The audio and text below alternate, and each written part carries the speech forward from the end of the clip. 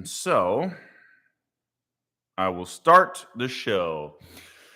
What is up? My name is Brett Lauren. I am the host of the Too Tall Sports podcast. Every week, every Thursday, I drop an episode on Apple, on YouTube, on Spotify, wherever you get your podcast. I will drop an episode for you. And we're live on YouTube right now on my YouTube channel, Too Tall Sports Podcast. You can find me there streaming live. We're also on Colorcast. So just want to let everybody know I do a Tuesday night show, 7:30 p.m. Pacific, every single Tuesday night, discussing sports and all the latest topics. And I will be here for you every Tuesday night for a while. So here we go. As always, by the way, you can follow me on Instagram at Too Tall Sports Podcast. And on Twitter, it's at Too Tall Sports. Go ahead and check me out there. I do lots of videos. I got a weekly show. So go ahead and do that. But without further ado, let's get to my material this week. And this week is all about remembering who we are, especially in the NFL. This is going to be mainly an NFL recap chat for week 2. A lot of stuff happened in week 1, and a lot of stuff that was a little uncharacteristic of some teams. And I'll definitely get into that. But I think we have to remember who we are and try to eliminate the overreaction from week 1 and just in things in life in general. Things usually even out over time, talent-wise. Usually, like as they say, the cream rises to the top. I do have a thank you, Ed, and nice to see you here. When you talk about week 2 and the classic overreaction from week 1, let's talk about teams that came back to earth in week 2. I want to start with the New Orleans Saints and Jameis Winston. In week 1, he threw 5 touchdowns against the Packers, and they crushed the Packers. And he threw 5 touchdowns, but he only threw for 150 yards. So it was a little weird, but Jameis went off. And then Jameis this week threw for 111 yards and was 11 for 22, and threw 0 touchdowns and 2 interceptions. So the normal Jameis came back to earth. He was infamous for being one of the only quarterback ever, I believe, to go 30-30 with touchdowns and interceptions. Never been done before. So it's awesome, but at the same time, crazy that he was able to do that. Crazy that Jameis is that way, but we have to remember who he is, and that's who Jameis is. He likes to say the other team sometimes. And I saw a funny meme over the weekend. I'm sure you've seen, if you know Jameis, his celebration is eating W's, right? So if you're watching on YouTube, he'll make a W and eat it because he's eating wins. That's his way of celebrating. Well, the side-by-side picture was Jameis holding the blue iPad playbook thing with like a look of like, oh, damn, what am I doing here? So you get the Jekyll and Hyde of Jameis. But I think he came back to earth this week. Like I said, only threw for 111 yards, and it wasn't great. So Jameis back to being Jameis, and he will throw the ball to the other team. Let's move on past that. I want to talk about, the Monday night game. So we had the Monday night game between the Packers and the Lions, the ultimate get-right game for the Packers going back home to Lambeau Field on Monday night after the aforementioned butt kicking they got from the Saints the week before. Aaron Rodgers looked terrible. The offense looked out of sync. The defense couldn't do anything. So it was good to see that the Packers get on track. But again, the theme of the night, remembering who we are. So I think people forget Aaron Rodgers won the MVP like 7 or 8 months ago. So the fact that he didn't have any offseason. He was gone. He was feuding with the team. The whole distraction. He barely even practiced in the preseason, didn't play in any preseason games. And he came back to who he was at home, friendly confines of Lambeau Field, of course. And he's 18-5 in his career against the Lions. Okay. He owns the Lions. But he had an offseason of turmoil, and last year's success is going to be hard to recreate again. I mean, MVP season last year. I think that's the peak Rodgers that we're going to get maybe for the rest of his career. But he's still amazing, as you saw last night. He had a couple great throws to Devontae Adams. He had a huge touchdown pass to Tanyan that was like, as they say in baseball, throwing it in a gnat's ass, basically. That's how tight that window was. So to see Peyton, I was watching Peyton's broadcast. To see Rodgers still have that fastball and be able to sling it like that was impressive.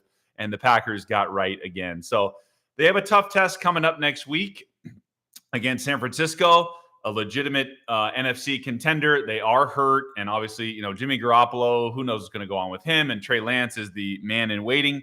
So we'll see what happens as far as the Niners go. But as far as the Packers go, I mean, I think people they had such an overreaction. Even Rodgers after the game was saying that, people like to just say a lot of BS after and overreact more than ever in his career before. So it was good to see him get back on track. I think he's the most talented quarterback I've ever seen. I think for most people, they would agree. However, he's not the most accomplished. Obviously, Brady has that. So not the most accomplished, but pure arm talent and quarterback like IQ and all that stuff. Maybe Peyton has the IQ, but Rodgers is like everybody, like Favre and Brady combined. A little bit of gunslinger with a great arm, but also super smart and cerebral with his game. So good to see Rodgers get back on track.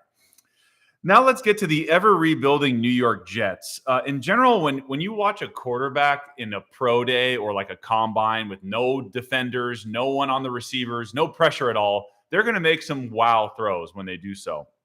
And Zach Wilson is a perfect example of someone that probably got away with a lot of stuff throwing-wise as a quarterback at BYU, and now it's kind of catching up to him. You can't just fling it wherever you want and play hero ball at the NFL level. The defenders are too good. The defensive coordinators are way too good. You can't just get lucky and throw stuff in the air and hope it sticks. And Zach Wilson had 4 interceptions this past weekend. And Bill Belichick dialed up a defense against rookies like he always does, and he crushed them. I mean, it's just plain and simple. Zach Wilson looked terrible. It just wasn't pretty, and they dominated to the tune of 4 interceptions. And his head coach, Robert Saleh, the new head coach, who was the D coordinator last year for the Niners, if you remember, now he's the head coach in New York for the Jets. And even in his press conference after the game, he said he just needs to be more comfortable making the boring, easy throws, right? Instead of playing, like I said, hero ball or trying to hit a home run every time you make a pass. It's not sustainable. So he just wants his QB to take what the defense is giving him, more or less. I know there's a lot of pressure in New York being in that market. A lot of quarterbacks went through that. Mark Sanchez went through it. Sam Darnold went through it. Can you go back to Mike? What do you mean? Sorry, answering a question. Sam Darnold went through it. Sanchez went through it. And it's a tough market to be good in. The Jet fans are very passionate. Same with the Giant fans. But the New York market's tough. So there's always going to be busts in the first round of every draft, especially with quarterbacks. It's just hard to see who the busts are going to be. It's way too soon to call it on Zach Wilson, of course, way too soon. Look, it's only 2 games in, right? And the Jets are bad. And I think that's kind of where I want to go next is we need to remember the Jets are a terrible organization, if we're being honest with ourselves. They just are. It's unfortunate to see that because it's really about where you go versus how much talent you have. You could be the most talented quarterback in the world, but if you go to a crap organization like the Jets, it just shows your talent is wasted. And speaking of going from a crap organization like the Jets over to Carolina, how about Sam Darnold? I've been highly critical of Sam Darnold. I didn't see the it factor. I thought he just wasn't that good. He really wasn't for the Jets, and he struggled a lot. And they jokingly asked Zach Wilson after the game on Sunday if you were, quote unquote, seeing ghosts, because the infamous quote by Sam Darnold was that one day when he threw a bunch of interceptions, he made a quote saying he saw ghosts that day, basically seeing defenders that weren't there. Anyway, it blew up. It shouldn't have been shown on TV. It was BS. Anyway, and they asked Zach Wilson that after he struggled the other day. So kind of funny. But the Jets organization is really bad. Adam Gase, the former head coach for the Jets, who was Darnold's coach in New York, I think was the beneficiary of being one of Peyton Manning's coaches on offense at one of his stops, either Indy or Denver. And he got kind of a rising tide raises all boats. And Adam Gase benefited from Peyton Manning being Peyton Manning.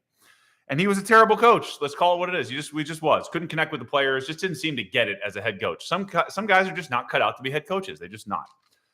But for Darnold's case, it just shows you that if you do have talent and you get in an organization that has competent coaches and talent around you, you can be very effective and successful.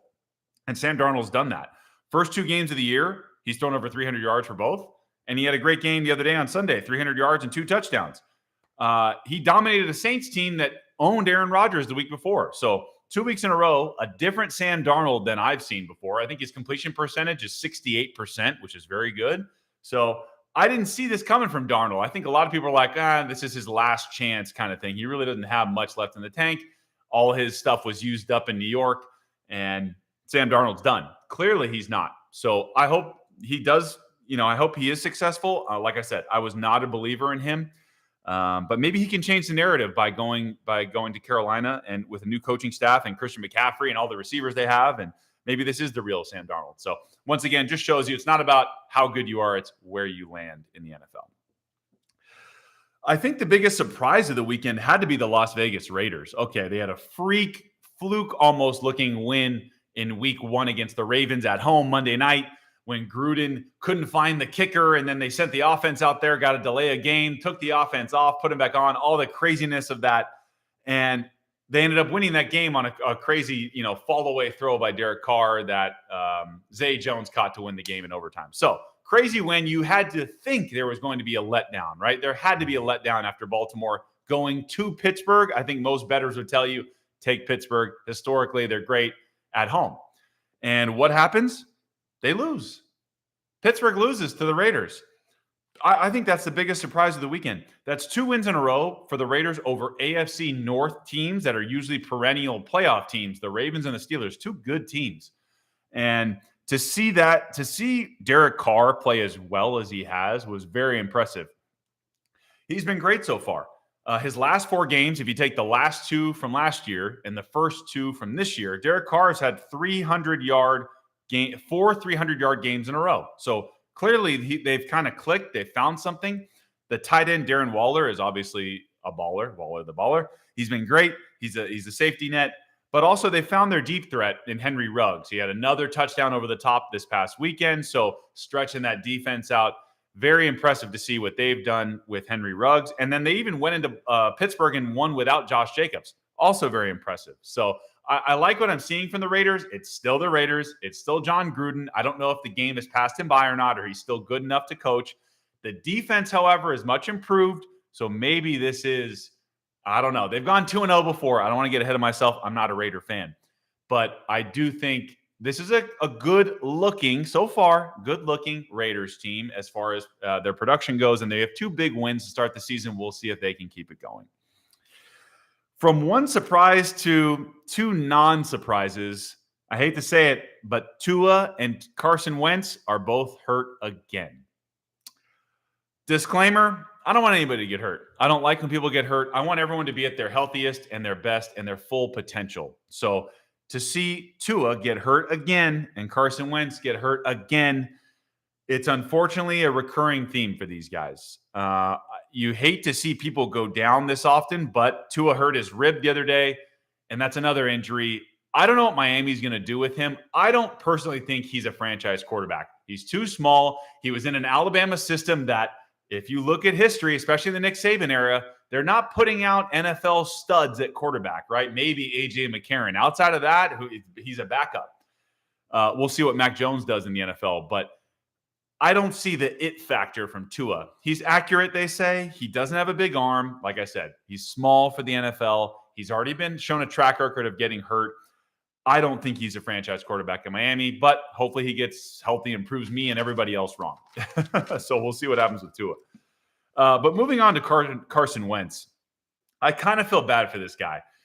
He was supposed to be the savior in Philadelphia, and he was for a short time. And he was on his way to winning an MVP when he had that gruesome injury before Nick Foles took over and the Eagles won the Super Bowl. And then he just had a stretch of getting hurt every year the last few years. And now it sucks, but he was hurt on a play last weekend that he was being twisted around and tackled by somebody and still trying to make a spectacular throw at the same time. Totally, as they say, ill-advised throw, right? Very few people can make those throws while getting hit and falling to the ground. And what did he do? He tried to make a hero ball throw, and he missed it, and he got hurt at the same time. Even Patrick Mahomes tries to throw while getting tackled, and he did it actually this weekend too, and it got intercepted. Not a smart play. you have to know when to take a sack. You have to know when to get down or slide or get out of bounds and avoid those injuries. Carson Wentz doesn't do that. He's kind of a reckless quarterback. Very talented. He's got a good arm. He's got good feet. He's mobile, all that stuff. But he doesn't make the smart plays, the live to see another day play. He just doesn't do it. So I'm just kind of disappointed that he keeps getting hurt. So for Carson Wentz, I'm not sure what the Colts are going to do with him. It's hard to build a franchise around somebody that isn't on the field that often. It's simple as that. So I feel bad for Carson. I want him to get better, but man, it was just like, here we go again. He's hurt again. So I want to switch to college real quick here. I did grow up as a UCLA fan, so I had to mention they had a huge win, of course, over LSU, and then all the hype, and they got all their starters back. Chip Kelly figured it out, and what do? They crapped the bed against an average Fresno State team for Pac-12 standards. Fresno State's a good program, okay? But you're giving up 569 yards to Fresno State. Apparently, their quarterback by the name of Haener threw for 455 yards against that Bruin defense. He's an NFL prospect. I get that. That's all gravy. Fine. But the fact that UCLA had such a letdown after a big win, this always happens to the Pac-12, right? I think Oregon is the only chance for the Pac-12 to do anything nationally. ASU, of course, lost to BYU over the weekend. So the only real shot the Pac-12 has to get to a championship or get to a Final Four is Oregon, right? USC is obviously on a downturn. UCLA, I don't know where the Washington schools are. Stanford, whatever, they're down. Cal is never good. The Arizona schools, who knows? Seems like Oregon's the only chance for the Pac-12. So as far as that goes, it sucked to see them lose. Fresno State had two receivers go over 100 yards receiving, and the running back went for 136 and 2 touchdowns. Like, that's not a lot of defense, man. And UCLA lost 40-37 over the weekend in a gut punch after their big win against LSU. So we'll see if they can turn it around. Fresno State had 32 first downs compared to 17 first downs for the Bruins. They just couldn't move the ball like Fresno State did. So, but we'll see what happens with the Pac-12 moving forward. I will leave it open for questions now. I just do want to mention that I have an upcoming episode on Thursday with Randall Thompson. He is the founder of Dugout Mugs. It's basically the idea came from a mug that was a baseball wooden bat that his coach was sawing in half to make a hitting tool or practice tool. And he looked at the cup on the end of a wooden bat and he saw that. It was like, what if I drill that all the way down and I make a cup out of it in a mug? Boom. Okay, here we go.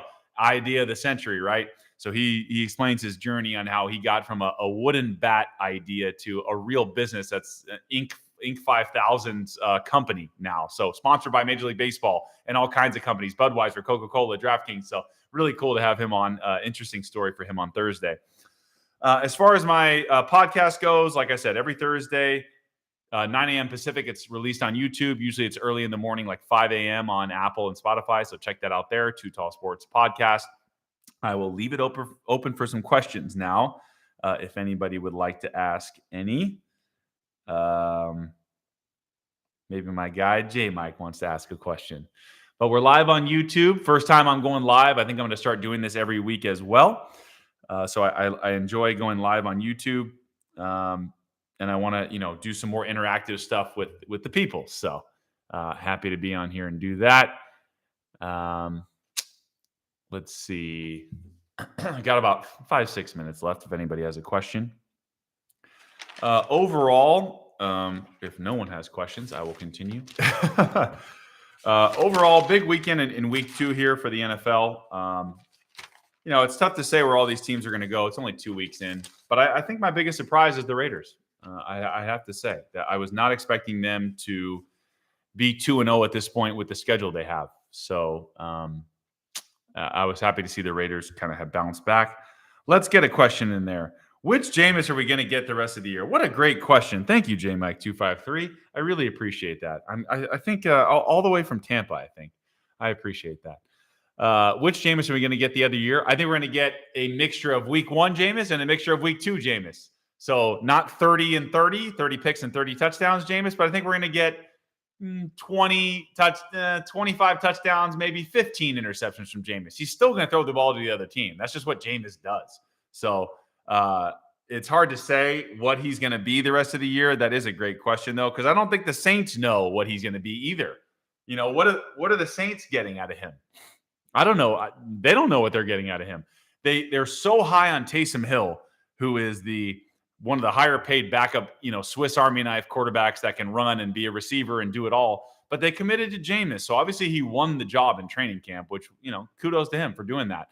He just makes some bad decisions. And so far they just haven't, like I said, week 1, 150 yards, week 2, 111, not exactly lighting the world on fire there, So I'm not sure. That's a great question. I'm not sure which Jameis we're going to get. I think it's probably somewhere in the middle. Saints are a much better team than, well, it's hard to say because Tom Brady's taking the Tampa roster, who's really freaking good, and turning them into a Super Bowl champion versus Jameis. It's like an 8-8 team with Jameis. So just shows you how good Brady is and how much talent they have around them. So we'll see what happens, especially with matchups like that when the Saints meet the Tampa Bay Buccaneers down the road twice. So that's going to happen. It's definitely a roller coaster. Yes, I'm sure for you Tampa Bay Buccaneers fans, it was a relief to get rid of Jameis because he just, you can't trust that guy. He just always seems to throw it to the other team at the wrong time. And he's not that mobile. He's not that athletic. He just has a big arm, but he's a gunslinger. So hard to say which Jameis we're going to get. But other notes that I had, JJ Redick retired today. So that was, he's been in the league for 15 years or so. So long career for JJ Redick. He started kind of slow with Orlando. He really didn't have a role per se. He's always been a shooter. I would see his great career at Duke. I don't know, for a little white guy that the league hadn't really embraced 100% shooting yet. There's always room for a couple, but now the league is all shooting. And he hung around for a long time. And a lot of teams he was on went to the playoffs. So JJ Redick had an impressive run as an NBA player during his time in the league. I think Philadelphia would have been smart to hang on to him. They didn't. They let him walk. But he did get to the finals with Orlando with Dwight and Stan Van Gundy, Matt Barnes, that whole crew. So it was a cool career for JJ Redick. He carved himself a nice position in the NBA. So sad to see him go, but he has a podcast also. So maybe I'll try to get him on one of these days. I think his podcast is called The Old Man and the Three. So maybe I'll try to reach out to him. But great career for JJ Redick, and as he rides off into the sunset. A couple minutes left. If anybody has questions, like I said, you can always follow me at Too Tall Sports Podcast. That's on Instagram. On Twitter, it's at Too Tall Sports. You can follow me there. Please subscribe to my YouTube channel if you end up watching this on YouTube. If you really appreciate the content, I would really appreciate the follow, the subscription, and the comments and likes and shares. That would be awesome. And if you want to, please head over to Apple Podcasts and hit the 5 stars if you haven't already done so. And it'll help us grow there. I appreciate that. And Too Tall Sports Podcast. Feel free to reach out to me. I will answer questions. I'm doing a series about all kinds of things on my TikTok, on my YouTube, or not my YouTube. Well, on YouTube too, but TikTok and Instagram about stadiums that I've played in, best and worst stadiums I've played in. So I do some fun videos with that. Lately, I've been doing a series about best chain restaurants for broke minor leaguers that are affordable when you're on the road and in the bus and you're making peanuts. And so you got to find restaurants to go to. Some of my favorites that I've dropped so far. My favorite on the road restaurant, Cracker Barrel. I didn't grow up with it, like I mentioned in my videos. So Southern California, we don't have it. So happy to always have Cracker Barrel and the Sunrise Sampler. Can't go wrong with that. Also Waffle House, good old faithful there. So it's fun to dive into those restaurants. The next one that I did was Red Robin. So I'll post that on my Instagram tomorrow. But I love Red Robin. Their fries are amazing. Bottomless everything. How could you go wrong?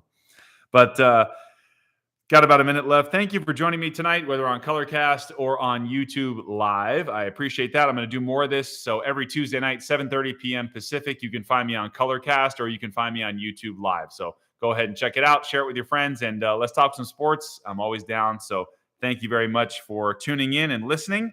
And, of course, I had a couple people jump in at the end. I'll definitely keep chatting with you on Colorcast if you guys want. I don't have to get off now. Stone Sports and Burt Macklin, thank you for joining. I was about to get off, but I'll stay on for you guys. I'm always down to talk sports and meet new listeners and followers. So if anybody wants to chat, jump on the hot seat, talk to me ask a question, feel free. I'm definitely down to do that. So if either of you guys want to jump in, that would be great. Of course, one of you leaves right when I say that. Really appreciate that. Oh, that's funny. And they're gone. How funny is that, J Mike? I finally get some listeners and they bail. That's great. I'm going to end the live stream on YouTube here, and I will continue on Colorcast. But I'll see you every Tuesday night, 7:30 Pacific on YouTube Live and Colorcast. Come check me out. Too Tall Sports Podcast. I'll see you soon.